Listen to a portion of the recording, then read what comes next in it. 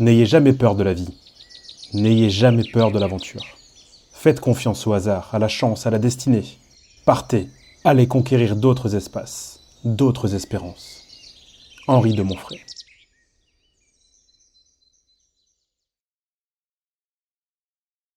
Imaginez. Vous rentrez tard le soir d'une sortie sur l'Opale. Le temps est clair, mais la route se fait longue, la fatigue vous guette, l'incertitude des heures vous envahit. Vous errez presque sans but, à la recherche d'un chemin dans les abîmes de la nuit. Et soudain, vous l'apercevez. Comme érigé par les vents, vous avez l'impression qu'il a toujours été là. Ce phare, ce colosse impassible au squelette d'acier. Guidé par le feu, vous savez que votre destination approche. Il scintille et presque vous murmure. Nous y sommes. La frontière entre l'Artois et le reste du monde. La fin du périple se dessine. Mon père se souvient encore de ce qui retenait son attention lors de ses sorties en famille sur la côte. Mon grand-père lui disait « Si tu aperçois nos terris ou l'émetteur sur la colline, alors notre maison n'est plus très loin. » Car oui, ce phare est dressé fièrement sur une colline. C'est de cette colline dont je vais vous parler lors de ce premier épisode des Trésors en or. Ce trésor, c'est la faille de Markefle.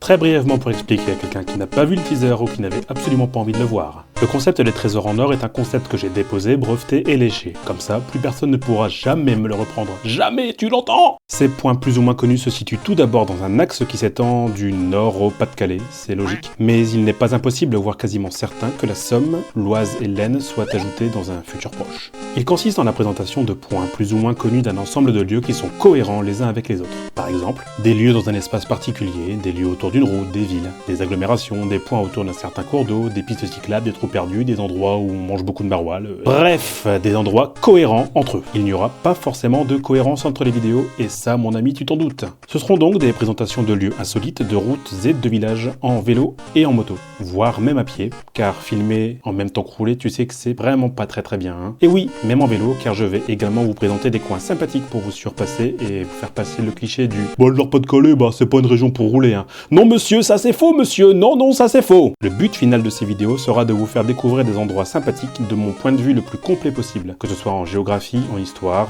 d'un point de vue des routes, Tour de France, spaghetti bolognaise. Pourquoi je dis ça, moi ? Des endroits sympathiques que vous n'auriez pas forcément envie de connaître ou sur lesquels vous ne vous seriez sûrement pas arrêté. Et là, grâce à moi, vous pourrez briller en société, car vous savez maintenant que le nom ch'ti des habitants du village d'Arleux sont chez Péteux d'Arleux, grâce à leur culture de l'ail. Étonnant, non ? Étonnant alors ? L'ensemble est fait avec mes petits moyens, mes petites mains et mon petit budget personnel. Je ne me tiens absolument pas responsable des dégâts que j'aurais occasionnés lors du visionnage des vidéos, de qualité plus ou moins fluctuante selon mes humeurs et mon matériel disponible. J'espère que vous apprécierez le concept. Bisous, bonne vidéo à tous et à ciao. Yo les gons, c'est Valoutre et aujourd'hui, après une intro bien trop longue et une clarification bien trop longue, je vais vous parler de la faille de Markefle. Vous êtes prêts ? C'est parti. Dans un premier temps, vous prenez une carte comme la mienne. Vous y mettez 4 points rouges, Arras au sud-est, Lens au nord-est, Saint-Paul-sur-Ternoise à l'ouest et Bruay-la-Bussière au nord-ouest. Ensuite, vous tracez un quadrilatère inégal avec un gros marqueur comme ceci, et hop, vous obtenez un joli polygone qui délimite notre champ d'action, la faille de Markefle. Enfin, pas tout à fait. On va zoomer un peu pour comprendre. Nichée entre Arras, Lens et Béthune, la faille de Markefle est une crête qui s'étend d'est en ouest sur 2 crêtes principales. La première à l'ouest étant la crête d'Olin-Frélicourt, tandis que celle à l'est est la célèbre crête de Notre-Dame de Lorette. Il existe également une troisième crête qui est la crête de Vigny, mais on en reparlera un autre jour. Si vous arrivez à distinguer cet ensemble marron, c'est que vous n'êtes pas daltonien. Et cet ensemble marron porte le joli nom de Cuesta. Mais non en fait, une cuesta c'est juste un nom géologique qui désigne une côte dissymétrique. D'un côté vous avez une pente raide, et de l'autre côté, un plateau qui est doucement incliné. Cette côte marque une franche rupture géologique et paysagère entre les collines d'Artois qui vont vers Arras et la plaine des Flandres qui remonte vers le nord. La faille de Markefle et son réseau forestier. Bon là on va faire un point de nature et tradition. Ce qu'il faut savoir c'est que la région Nord-Pas-de-Calais est la région ayant la plus petite superficie forestière de France. Pas fou hein ?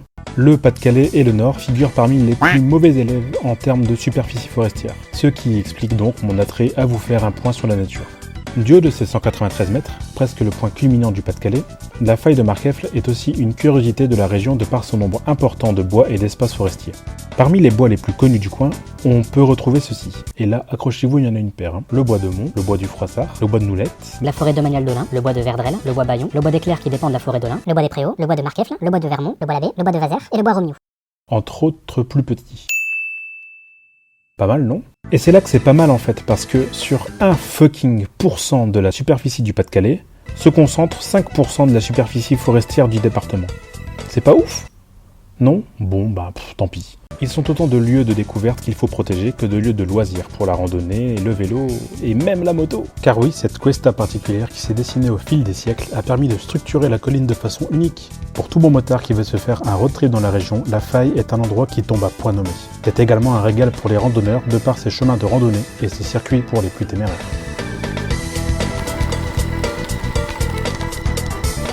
Un réseau de routes d'ailleurs particulièrement difficile pour tout bon cycliste de par ses quelques épingles et ses montées à haut pourcentage pour la région. Oui d'ailleurs, il existe des virages en épingle dans le Nord-Pas-de-Calais. Le parcours que je vous ai concocté vous présentera 4 lieux et ses alentours. L'émetteur de Bouvigny-Boyefle, la colline de la Blanche-Voie à Notre-Dame-de-Lorette, le parc de l'Ain et Frénicourt-le-Dolmen.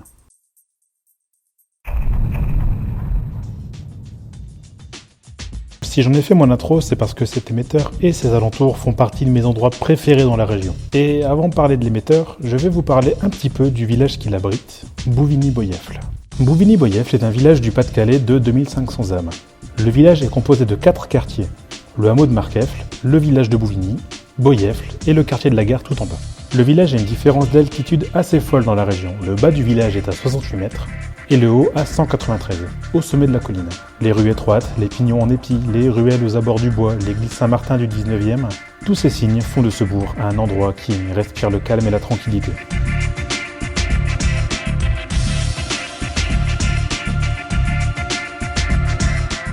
Les habitants du village se nomment les Beauvainiens, et selon leur nom jeté, les villageois sont appelés les saqueux à la cordelette. Les tireurs à la corde, quoi. Mais pourquoi donc, mon cher Valoutre ? Alors, selon l'histoire du folklore ch'ti, une dispute a éclaté entre les habitants de Bouvigny et ceux de Boyefle. Les habitants de Boyefle cherchaient des noises aux habitants de Bouvigny pour une histoire d'église.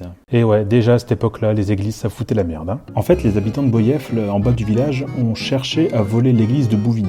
En cherchant un stratagème, l'un d'entre eux lança alors une idée. Et si on montait en haut du clocher, afin d'y accrocher une corde pour tirer l'église et l'amener jusqu'en bas? Comme ça, les habitants de Bouvigny ne verront plus leur église, et donc elle sera à nous. Aussitôt dit, aussitôt fait. Les habitants ont passé une corde autour du clocher et tirèrent la corde pour faire descendre l'église. En pensant que l'église bougeait, ils ont continué à mettre du cœur à l'ouvrage. Sauf qu'en fait, la corde elle s'allongeait, elle s'étendait sans que rien ne bouge. Et au bout d'un moment, forcément, la corde cassa. Ils arrêtèrent donc de tirer sur la corde et essayèrent de voir en contrebas si l'église avait bougé. Force est de constater que non, l'église était bel et bien restée fièrement sur le talus de Bouvigny. Aujourd'hui, personne ne croit à cette histoire et c'est selon ce folklore que le nom des habitants restera les saqueux à la cordelette.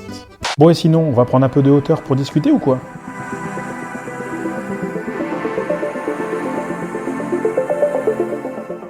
L'émetteur de Bouvigny-Boyefle est un des émetteurs de radiodiffusion les plus puissants de France. Il permet de diffuser toutes les ondes communes, 2G, 3G, 4G, TV analogique, TNT ou radio FM. Il a été construit à la fin des années 90 afin de remplacer l'ancien émetteur de Bouvigny, construit lui-même dans les années 50. Il diffuse toutes ces ondes dans la région, de Bapaume à Saint-Omer et d'Amiens à Valenciennes. 4 millions de personnes dépendent de cet émetteur. C'est un véritable bébé de 500 tonnes, soutenu par 24 haubans. On notera également une deuxième tour sur le côté, présente sur le chemin des loups, le radar, qui lui est dédié au réseau téléphonique.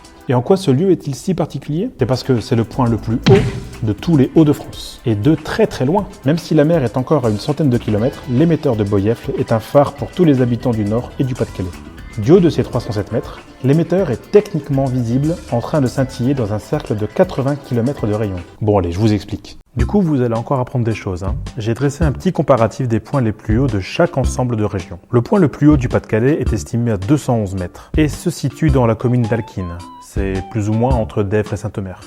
Un bourg qui est surtout connu pour sa pyramide en briques. Le point culminant du Nord-Pas-de-Calais, lui, est haut de 271 mètres et il se situe dans le village d'Anor, pas loin des Ardennes belges. C'est surtout un village bucolique qui a eu un très lourd passé industriel. Sur la commune avant, il existait 3 verreries et pas mal d'anciennes forges. Avec 295 mètres de haut, encore une fois, pas loin des Ardennes et à peine 15 km d'Anor, le village de Wattignies dans l'Aisne représente fièrement le point géologique le plus haut de la région. Village de moins de 400 habitants, il est le lieu où se situe le château de la Cloperie, qui est une ancienne verrerie transformée en château, comme son nom l'indique. Ensuite donc vient l'émetteur de Boyef, qui lui est haut de 307 mètres. Pas loin devant se trouve la tour Eiffel qui elle culmine à 324 mètres. Et là vous vous dites pourquoi j'ai mis la tour Eiffel, elle n'est pas dans la région. C'est surtout pour dresser un autre point de comparaison, la hauteur relative au niveau de la mer. Et là, je vais vous surprendre. La tour Eiffel est à 34 mètres au-dessus du niveau de la mer, ce qui porte son hauteur relative, au point zéro, à 358 mètres de haut. L'émetteur, lui, par contre, a une hauteur relative de 500 fucking mètres. Comme il est niché sur une colline de 193 mètres, il est donc largement plus haut que n'importe quel point de la région. Et ouais mon pote.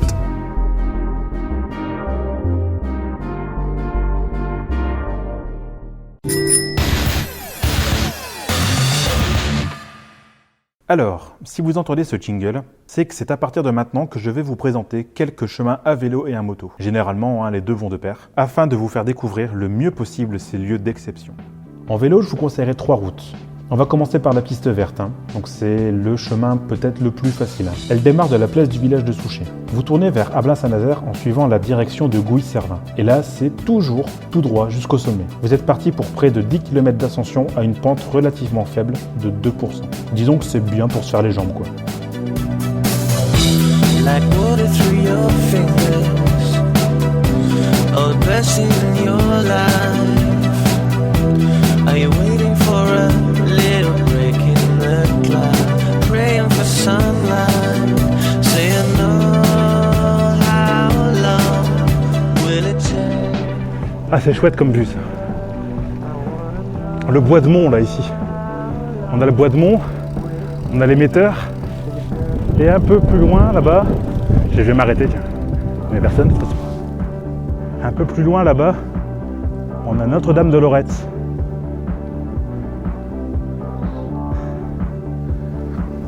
Ah, c'était vraiment cool, j'adore cet endroit.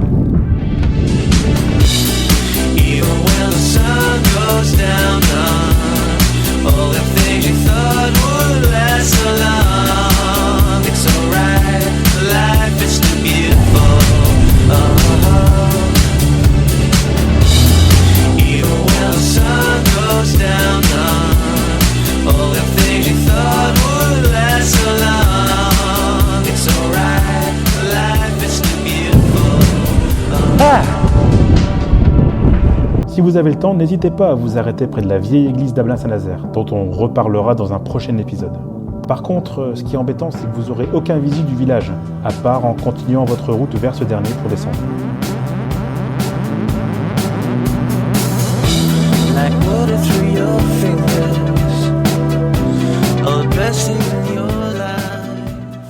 Le deuxième chemin, c'est un peu la piste bleue, qui elle démarre de Saint-Angoël.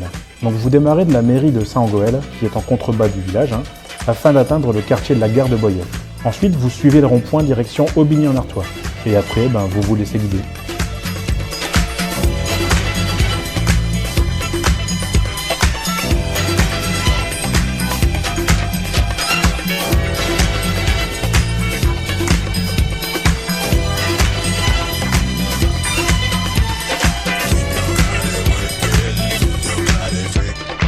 Tout en profitant d'une montée assez pénible sur le village de Bouvigny, vous allez atteindre un monument sur une intersection. Un wagonnet, signe du passé minier de la commune. À partir de là, c'est toujours tout droit, jusque l'émetteur. Et vos jambes, elles ne vous remercieront pas. Les 500 derniers mètres, les pires. Après un virage à droite, les derniers 500 mètres seront éprouvants pour vos jambes et votre cœur. C'est à voir, je saurai, saloperie. Tu me fais pas peur. C'est toujours tout droit, avec des pourcentages atteignant par endroit les 15%.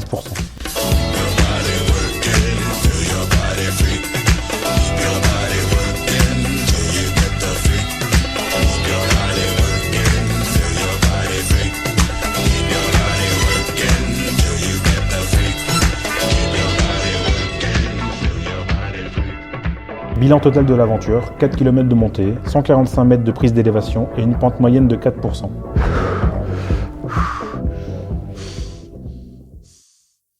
Enfin, afin de lier l'utile à l'agréable, quoi de mieux qu'une visite du village de Bouvigny jusqu'à l'émetteur? On va découvrir ensemble la piste rouge. Elle démarre de la place de la mairie d'Aix-Noulette, petit village niché entre les deux crêtes de Lorette et de Vigny. À la mairie, c'est à gauche, puis gauche encore une fois, direction Bouvigny-Boyeffle. Et là, c'est toujours tout droit. Et c'est parti, ça monte!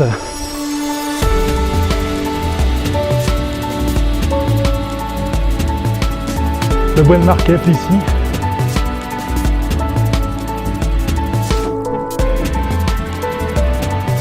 Quelle saloperie, putain!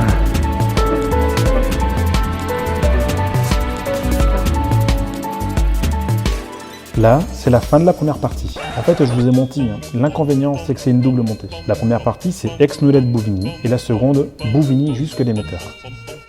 À ce niveau-là du parcours, on a déjà fait 2,5 km à 4% de moyenne. Après avoir monté et profité du panorama, on descend jusqu'à la place de Bouvigny-Boyeffle et sa superbe église.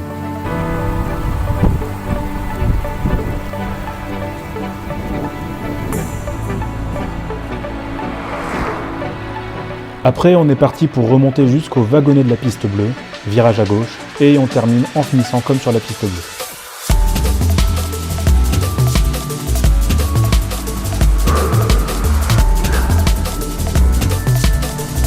Allez, on n'est plus très loin.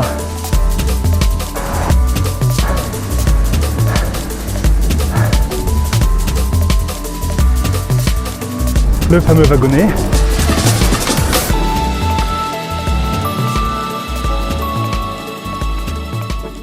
Bilan total, 5 km 300 de montée, 4% de pente moyenne et des jambes en compote.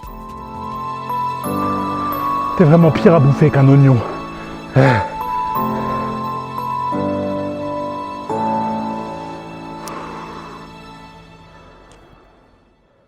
Bon, et si on passait à autre chose?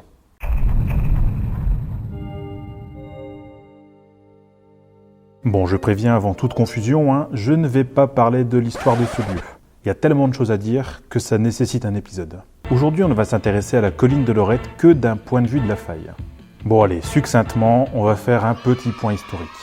Pour ceux qui ne connaîtraient pas ou qui auraient été dans une grotte pendant quelques années, la colline de Notre-Dame de Lorette est un lieu de recueillement, souvenir de la barbarie lors de la Première Guerre mondiale. Elle fait partie, comme une grande partie de l'Artois, d'un circuit très important de mémoire, qui comprend aux alentours la crête de Vigny et la vieille église de Mont-Saint-Éloi, entre autres choses.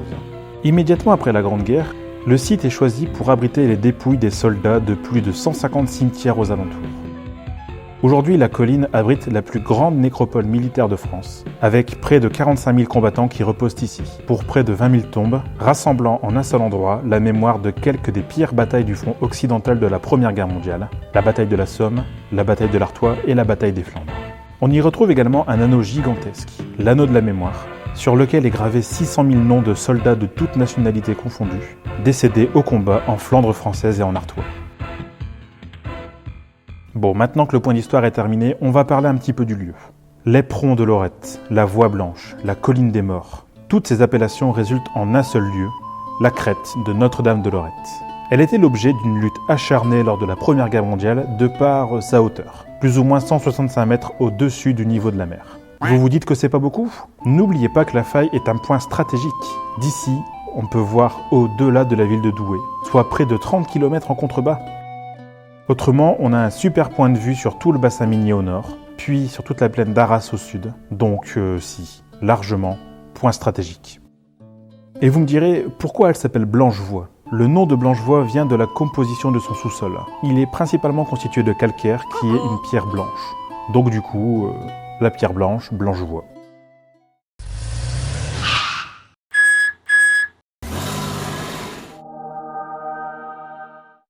Si vous entendez le jingle des itinéraires de charme, c'est que j'ai sélectionné pour vous un ou plusieurs lieux, communes ou curiosités, autour du lieu principal de tournage. Dans le bucolique village de Souchet se cache un lieu méconnu dans lequel on passerait presque sans se rendre compte qu'il existe, la cascade de la ville. Et oui, Souchet, en plein milieu du Pas-de-Calais, abrite une petite cascade qui fait le bonheur des petits comme des grands. Pourquoi je vous en parle? parce que c'est le lieu préféré des motards de la région pour photographier leurs belles. Alors, ce qu'il faut savoir, c'est que depuis quelques années, c'est le lieu de photographie préféré de tous les motards de la région. Mais vraiment, hein, les gens viennent photographier leur bécane ici, parce que le cadre, parce que la cascade, parce que c'est trop chouette. Mais également une avancée pavée qui donne généralement l'impression que les motos flottent. Moi, je ne l'ai pas encore fait avec la mienne, je ne l'ai pas encore fait, mais ça ne saurait tarder. Ah, du coup, je vais faire pareil, hein.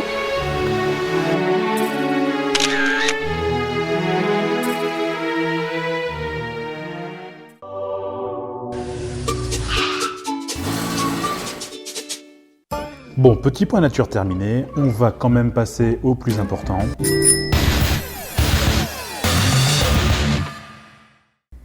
Pour les parcours suivants, le moyen de locomotion importe peu. Il faudra forcément passer par l'une des deux pistes pour se rendre au sommet de la colline. Il existe deux routes que je vais vous présenter pour le vélo, une piste rouge et une piste noire. Les deux difficultés démarrent de Souchet-Centre. Pour la piste rouge, vous continuerez tout droit en direction de Béthune et vous commencerez déjà la grimpette. À la fin de la première difficulté, tournez à gauche, direction Notre-Dame-de-Lorette. Et à partir de là, les choses sérieuses commencent. La piste rouge!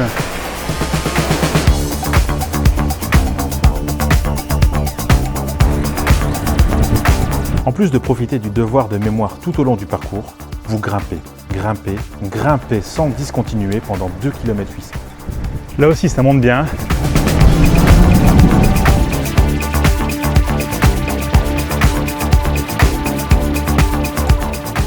Avec une pente moyenne de 5% et des passages à 15%, la montée est éprouvante pour tous les muscles. Ah, il y a du vent partout. Putain, ça se mérite, hein.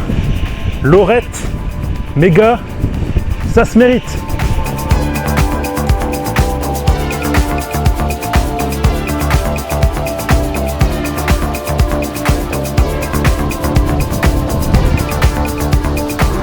Arrivé en haut, vous pourrez souffler un peu et profiter d'une vue à 180 degrés sur tout le bassin minier et la plaine d'Artois.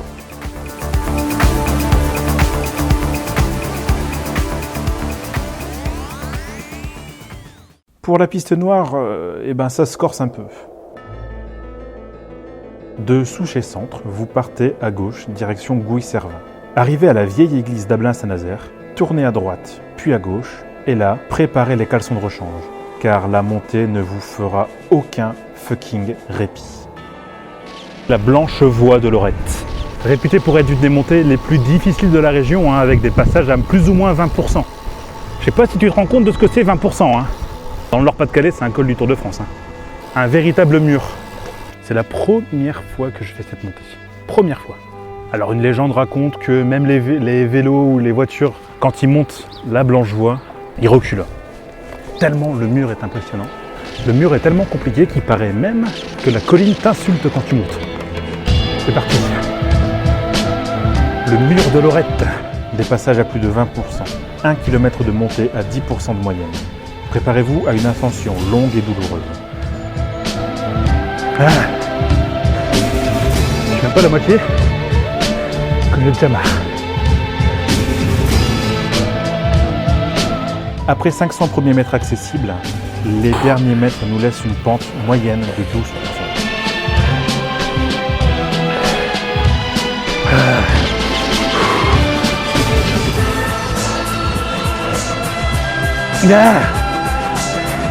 C'est bientôt la fin.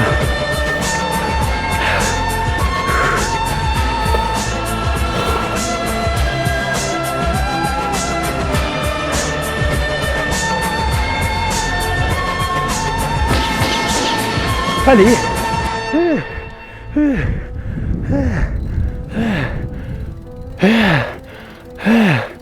Ah, sale merde. Ah, tu m'as bien eu. Mais moi, je t'ai eu aussi. Quand j'ai commencé le vélo de route il y a 3 ans, je me suis dit que ce serait un objectif. Et je l'ai fait, putain. Je l'ai fait. Ah, vous imaginez pas l'émotion. Ah, ah putain. Ah, le mois de 3 ans, il me féliciterait. Ah, bordel. Comme d'hab en haut, profitez d'une superbe vue sur toute la plaine d'Artois. Et à partir de là, reprenez vos esprits dans la longue descente jusque Souchet. Pendant longtemps, t'as été la pire chose qui soit arrivée. Mais là, je t'ai eu.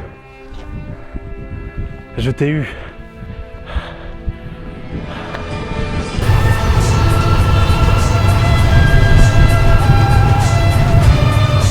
Bon courage. Toujours avoir la main sur les cocottes ici. Pour descendre, la descente est hyper dangereuse.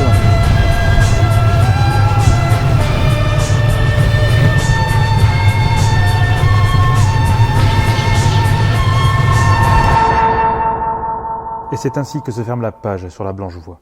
Mettons de côté l'est de la faille, afin de se diriger vers le sud-ouest.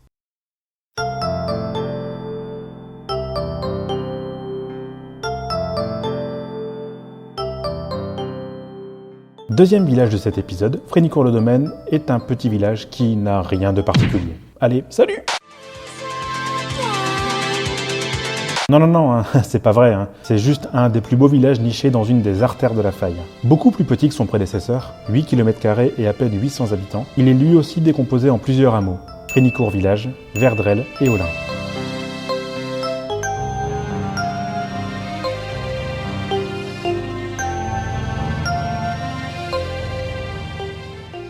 La présence de frênes serait à l'origine du nom de la commune. Frénicourt viendrait du latin Friscini Curtis, ou Friscini Curtis, enfin bref, je sais pas. Ça signifie enclos où il y a des frênes. Bien plus tard, la présence d'un dolmen lui donnera son nom définitif. Enfin là, vous allez patienter un peu, parce qu'on en reparlera plus tard de celui-là. C'est un petit village à l'architecture harmonieuse, dominé au nord sur les hauteurs par la forêt domaniale d'Olin.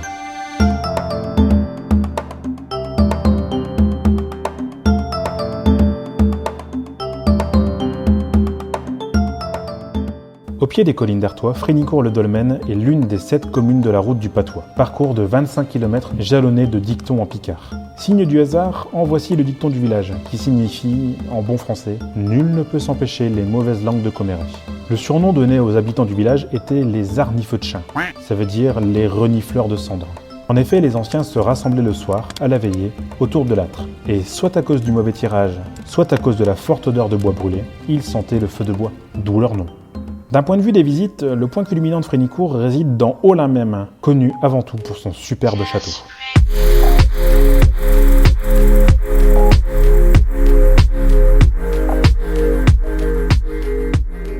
Il est certainement le plus connu des châteaux artésiens et l'un des plus beaux édifices du nord de la France. Cette célébrité est largement due à une situation privilégiée au milieu d'un grand étang, dans lequel se reflète son pittoresque groupe de tours et de courtines. C'est aussi une des plus grandes forteresses de l'Artois médiéval, témoignage de la puissance de l'entourage des grands ducs d'Occident. Car si la famille d'Olin est citée dès le XIIe siècle, l'existence du château est attestée dès le début du XIIIe. La légende raconte même que D'Artagnan, le célèbre et valeureux mousquetaire de Gascogne, reposerait au château. Le château a depuis été restauré par son propriétaire actuel, et presque tout l'édifice a été inscrit monument historique en 1989. D'ailleurs, n'hésitez pas à le visiter, vous y verrez des choses absolument magnifiques. Bon, allez, je vous ai assez fait patienter, on va parler du dolmen. En prenant un peu de hauteur, on peut apercevoir la table des fées, la bise-pierre, enfin bref quoi, le dolmen du village.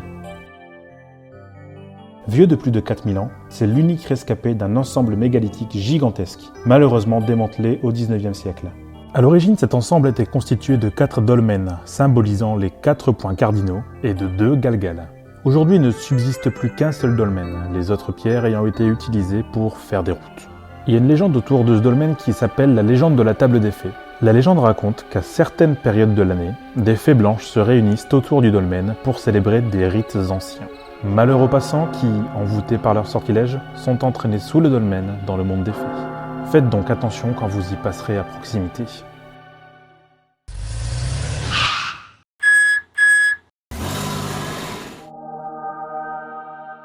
Aujourd'hui, 2 communes ont attiré mon attention.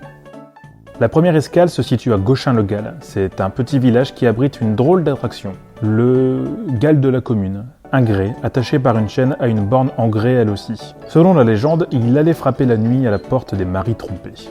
Pour éviter le grabuge, mais aussi après avoir estimé que ce Gall avait trop vagabondé, un officier américain, amusé par cette histoire, décida donc de l'enchaîner en 1925.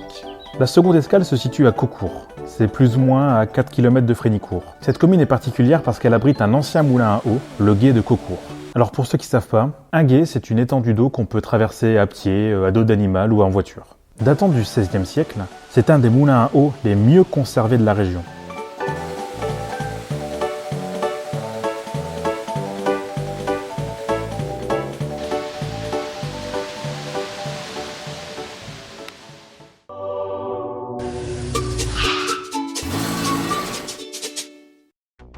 Bon allez, du coup maintenant on va s'intéresser à la route, et que ce soit à vélo ou à moto, il n'y en a qu'une seule qui compte, et qui vaille vraiment le coup, c'est la montée du dolmen et son épingle.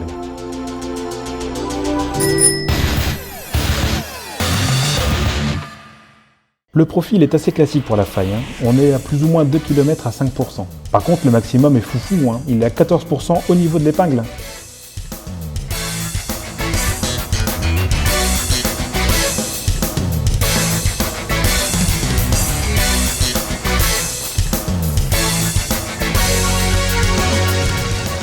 En partant de l'église, vous pourrez monter jusqu'au cimetière du village. Ici, la moyenne est classique, c'est environ 5% de dénivelé plus. C'est à partir de là que ça se gâte, parce que les plus gros pourcentages arrivent. Vous prenez 7% dans la tronche du cimetière en bas du dolmen. L'épingle se dessine et ça sent déjà bientôt la fin. À l'épingle, donc, je vous disais, vous êtes à 14% de dénivelé.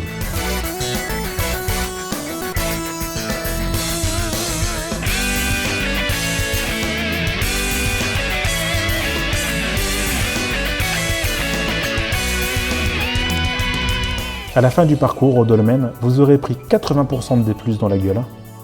Mais au moins, vous aurez fait un peu de sport et vu des éoliennes.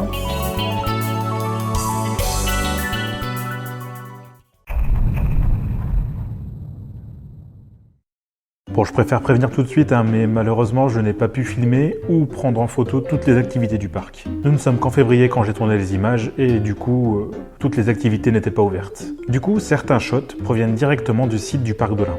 Dernier lieu insolite de notre épisode, et oui, c'est déjà bientôt la fin. Le parc d'Olin est une base de loisirs située, comme son nom l'indique, à Ménil-les-Ruys. Et non, pas dans le village d'Olin. En fait, il tient son nom de la forêt domaniale d'Olin, dans la mesure où 200 des 450 hectares de la forêt lui sont dédiés. Le parc est le point de rupture entre les plateaux de l'Artois d'un côté et les plaines du bassin minier de l'autre, qui redescendent vers Béthune et Bruay-la-Bussière. D'ailleurs, le parc fait face à 2 terris, ce qui accentue encore un peu la rupture paysagère à cet endroit. Depuis plus de 40 ans, le parc s'est développé au fil du temps afin de proposer des activités toujours plus variées. Une plaine de jeux, un village enchanté pour les enfants, un parcours de golf miniature de 18 trous, une piscine, un bar, des restaurants, des hébergements, une salle polyvalente, des cours de tennis, un ranch, une zone de camping, un parcours aventure, un véritable terrain de golf, de la marche nordique, des parcours d'orientation, du VTT, du disque golf, du tir à l'arc, de l'escalade, de l'escrime, des échasses urbaines, du biathlon. Et également un parcours de filet suspendu, connu pour être le plus grand des parcours de filet au monde, avec une superficie de 3300 m² à plus de 5 mètres de haut. Également de nouveauté pour la saison 2016-2017, un parcours de luge 4 saisons, sur une descente de 650 mètres à plus de 35 km/h. Il est également prévu un belvédère, afin d'avoir un point de vue imprenable sur tout le parc. Ce belvédère fera pointer la hauteur relative du parc à 220 mètres d'altitude, soit bien au-dessus de la hauteur d'Alquine, à 211 mètres, souviens-toi, c'était au début de la vidéo. Bon, vous me connaissez pas encore très bien, mais j'aime bien mouiller la chemise pour faire découvrir des choses. Et je me suis donc empressé de tester la luge vu que je suis un grand gosse. C'est pour la science, Ah putain.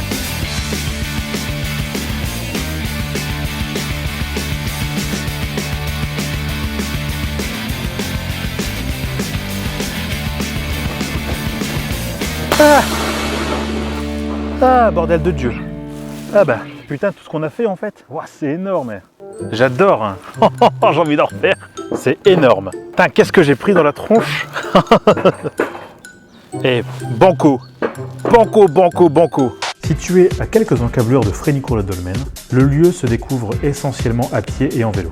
En profitant de près de 40 km de sentiers, il y a toujours un lieu à visiter et à découvrir. Vous ne pourrez par contre pas accéder à l'intérieur du parc à moto ou en voiture. Il faudra se garer en contrebas et marcher un peu. Après bon, ça n'empêche pas de faire le tour du parc.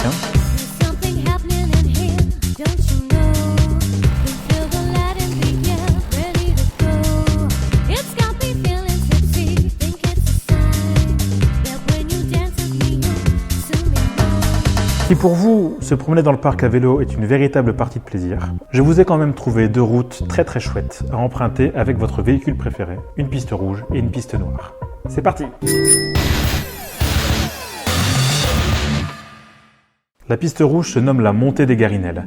Elle est assez connue parce qu'elle est souvent empruntée pendant les 4 jours de Dunkerque. Elle est située à l'est du parc d'Olin et elle traverse la forêt du nord au sud. En partant du château d'Olin, vous prenez la direction de Barlin et du golfe d'Olin. Vous ne manquez surtout pas la superbe croix en grès à proximité. À partir de là, c'est toujours tout droit et vous grimpez directement jusqu'au sommet du parc d'Olin, à 192 mètres d'altitude. Bon courage!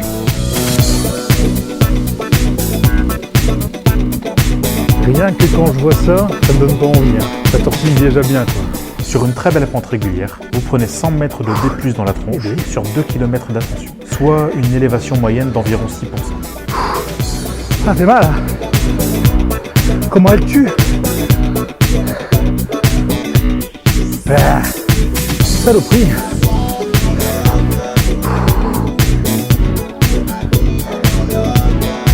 C'est la fin. This is the end.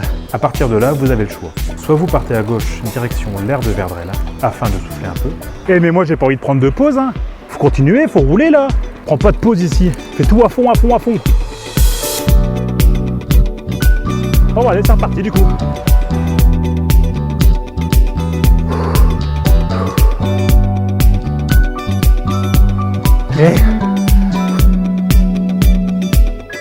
Ça fait mal aussi, hein.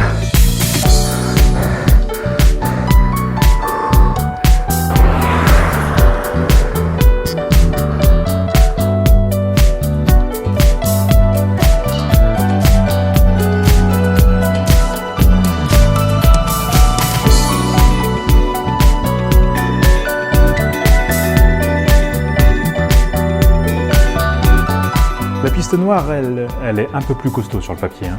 La côte de Rebreuve est une très belle montée d'un peu moins d'1 kilomètre, avec une pente moyenne de 8%. Une montée qui est assez irrégulière, avec un départ à 7% jusqu'au virage à droite, puis une ligne droite très régulière à 5%.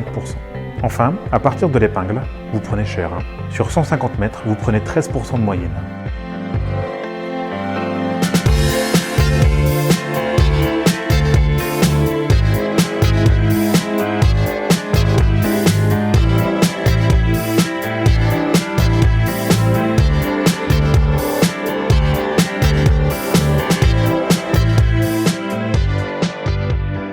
À la fin, vous profitez de la longue descente qui va jusque l'entrée du parc. Et là, du coup, il faudra refaire le chemin inverse, avec une belle petite montée de 600 mètres à 8%. Une montée assez traître, quoi. Faites attention dans la descente, hein. L'épingle est traître aussi.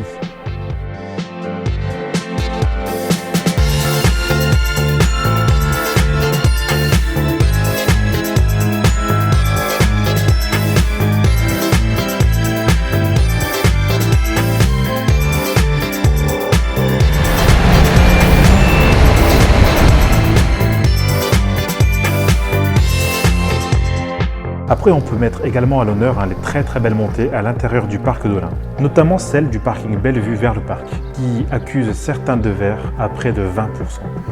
Je pense un peu ambitieux en fait. D'ailleurs, j'étais tellement pas prêt que j'ai dû m'arrêter pour souffler.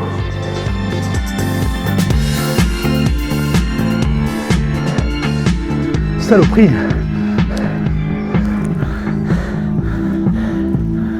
Et c'est ainsi que se termine le zoom sur le parc d'Olin.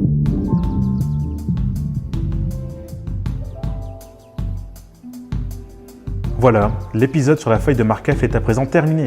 Que ce soit d'un point de vue sportif, pour les loisirs, pour l'histoire des lieux, ou tout simplement à la découverte d'endroits sur lesquels on ne se serait pas forcément arrêté, cet endroit est sans contexte un véritable trésor. Bon, certes, nous n'avons vu qu'une infime partie de ce que pourraient être les trésors de la faille, mais c'est également à vous de partir l'explorer, en quête de lieux insolites. Si vous avez aimé la vidéo, n'hésitez pas à la partager sur les réseaux sociaux, défoncez le pouce bleu à coups de démonte-pneus, faites parler de ces lieux autour de vous, et mangez des brocolis. En attendant, d'autres trésors dorment encore. C'est l'occasion de les découvrir dans de futurs épisodes des Trésors en or. C'était Valoutre, bisous, et à ciao ciao!